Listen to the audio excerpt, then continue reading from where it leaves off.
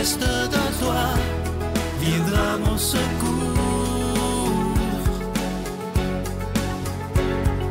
Viens semer dans mon âme le grain de l'amour. Je traverse un désert et je meurs de soif. Montre-moi le mystère qui garde la foi. Bon vendredi 9 décembre, j'espère que vous allez bien. Bienvenue à votre émission La Victoire de l'amour. En ce vendredi, on rejoint pour sa chronique le docteur Valérie-Julie Brousseau et à l'homélie, ce sera notre grand ami le Père Jean.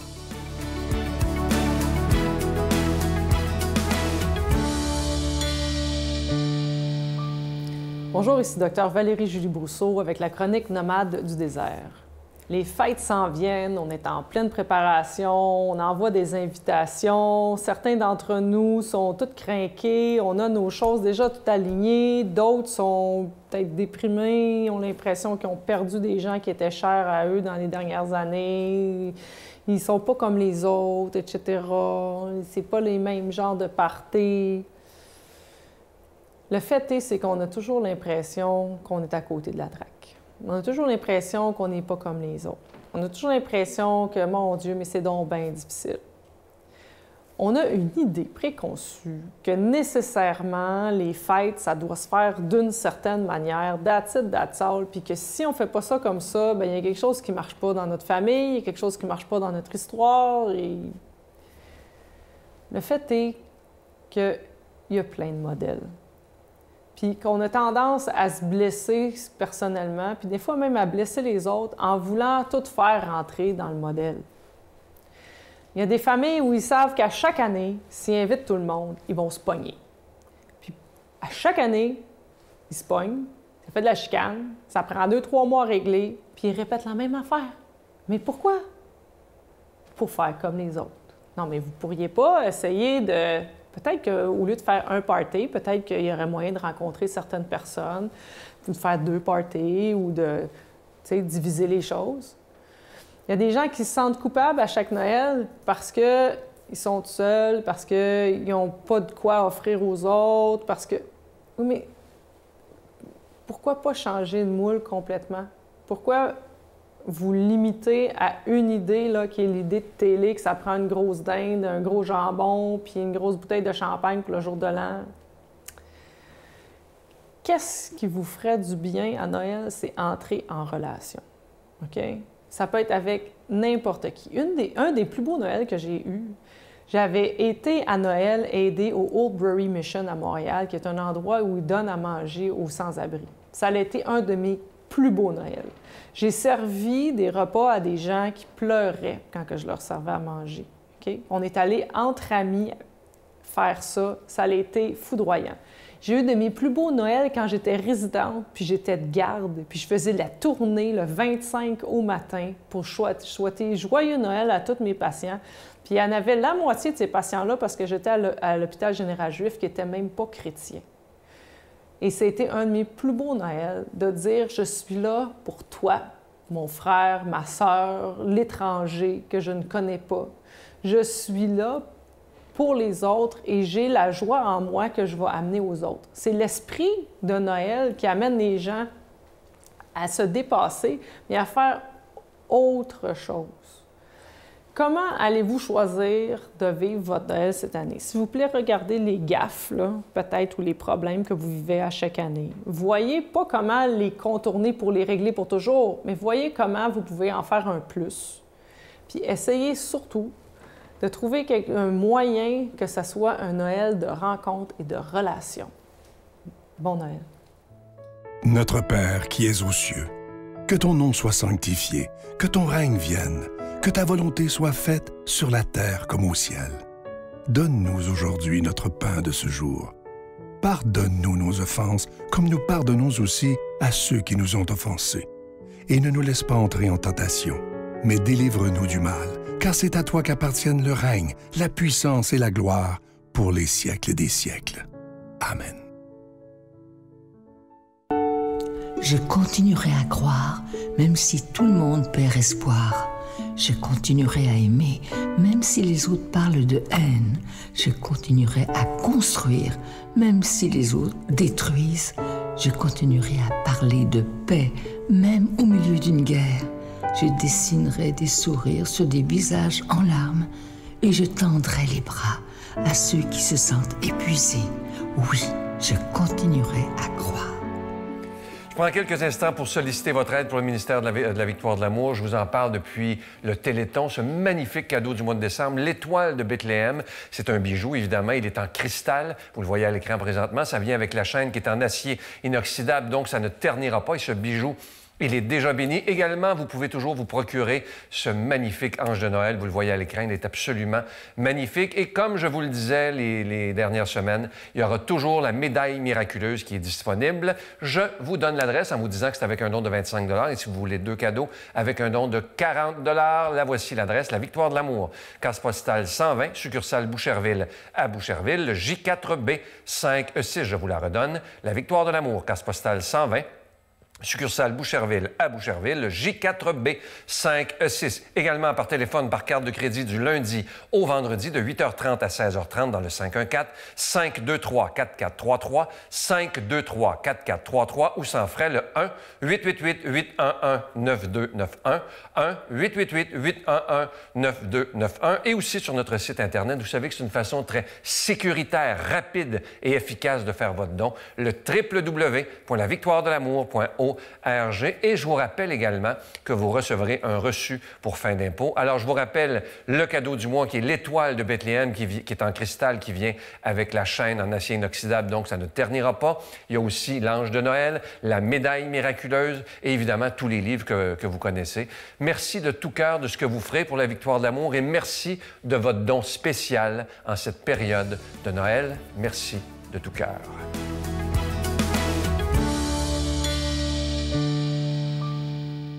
Mon Dieu, donnez-moi la sérénité d'accepter les choses que je ne peux changer, le courage de changer les choses que je peux et la sagesse d'en connaître la différence.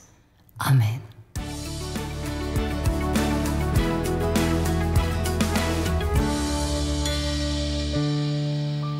Bonjour mes amis. Nous sommes dans le temps de l'Avent. Nous nous préparons à vivre cette grande fête de la naissance de Jésus. Alors, puissions-nous faire ce cheminement vers la naissance du Christ dans la joie, bien sûr dans la pénitence, parce que c'est comme un petit carême là, par rapport au grand carême, mais surtout dans la joie, pour vivre dans la joie cette naissance de Jésus. La bonne nouvelle nous est présentée aujourd'hui par saint Matthieu. Jésus déclarait aux foules: « À qui vais-je comparer cette génération? Elle ressemble à des gamins assis sur les places qui en interpellent d'autres. Nous avons joué de la flûte et vous n'avez pas dansé. Nous avons entonné des chants de deuil et vous ne vous êtes pas frappé la poitrine. Jean-Baptiste est venu en effet et ne mange pas et ne boit pas. Et l'on dit, c'est un possédé. Le Fils de l'homme est venu, il mange et il boit, et l'on dit, c'est un glouton et un ivrogne, un ami des publicains et des pécheurs. Mais la sagesse de Dieu se révèle juste à travers ce qu'elle fait. Acclamons la parole de Dieu. Jésus aimait les publicains, aimait les pécheurs. Les publicains, vous savez, c'était des Juifs qui étaient honnis des autres parce qu'ils percevaient l'impôt des Romains, ce qui faisait qu'ils étaient des collaborateurs, finalement, de l'occupant. Donc, ils étaient rejetés par tous les autres. Et Jésus acceptait de fréquenter ces gens-là. Il allait manger sur les places publiques avec des pécheurs, des pécheresses, des publicains. Il aimait ceux-là et celles qui étaient des marginaux, des gens exclus. Il dit bien à un moment donné, « Je ne suis pas venu pour les justes, mais pour les pécheurs.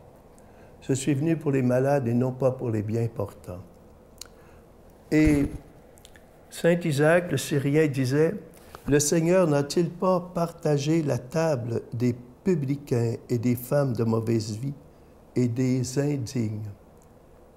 Voilà, mes amis, oui, Jésus aimait les pécheurs, les pécheresses, les publicains. Il a même choisi Matthieu comme un de ses apôtres, comme un de ses disciples. Et il a défendu la femme adultère. Et il leur a dit aux gens qui voulaient la lapider que celui ou celle qui est sans péché lui lance la première pierre. Il a aussi accepté de se laisser toucher par la pécheresse pardonnée et aimante, cette femme qui, justement, est venue voir Jésus, qui lui a embrassé les pieds, et elle pleurait, et Jésus lui a dit, ses péchés, ses nombreux péchés lui sont pardonnés. Mes amis, on peut considérer que Jésus est un subversif de l'amour. Et c'est tout le sens des béatitudes où Jésus prend le parti de ceux et celles qui sont des exclus. Et ces malades, ces pécheurs, ces pécheresses, c'est chacun et chacune de nous, mes amis. Et justement, Jésus veut vivre avec nous. Jésus veut partager sa table avec nous. À l'Eucharistie, il nous invite à aller manger avec lui son corps et boire son sang. Et en plus, il veut entrer chez nous pour partager son repas avec nous. Il dit, « Je me tiens à la porte et je frappe. Si quelqu'un entend ma voix et qu'il m'ouvre, j'entrerai chez lui, je prendrai mon repas avec lui et lui avec moi. » Il nous invite à la miséricorde, Jésus. Soyez miséricordieux comme votre Père céleste est miséricordieux. Et saint Isaac le Syrien disait que la miséricorde l'emporte toujours dans ta balance jusqu'au jour où tu sentiras en toi la miséricorde que Dieu a pour toi et pour le monde. Dieu nous aime, mes amis. Il nous aime d'un amour fou. Il nous aime d'une façon exclusive, passionnelle, unique. Chacun et chacune de nous est tendrement aimé par Jésus. Et voilà la folie de l'amour de Dieu pour chacun et chacune de nous, mes amis. Cet amour fou, il nous laisse libres. Il nous laisse vraiment libres. Il veut que chacun puisse arriver à trouver sa place, à être présent au cœur même de son amour. Et il vient nous couvrir de cet amour pour pouvoir nous libérer de tout ce qui nous empêche d'être heureux, d'être libres, profondément libres. Aimons, mes amis, parce que Dieu nous aime et que lui nous a aimés le premier. Saint François d'Assise disait, il criait de village en village, « L'amour n'est pas aimé. » Faisons en sorte que nous arrivions à pouvoir aimer. Et par ceci, je vous bénis au nom du Père, du Fils et du Saint-Esprit. Amen. Je vous salue Marie, pleine de grâce. Le Seigneur est avec vous. Vous êtes bénie entre toutes les femmes, et Jésus, le fruit de vos entrailles, est béni. Sainte Marie, Mère de Dieu, priez pour nous pécheurs, maintenant et à l'heure de notre mort. Amen.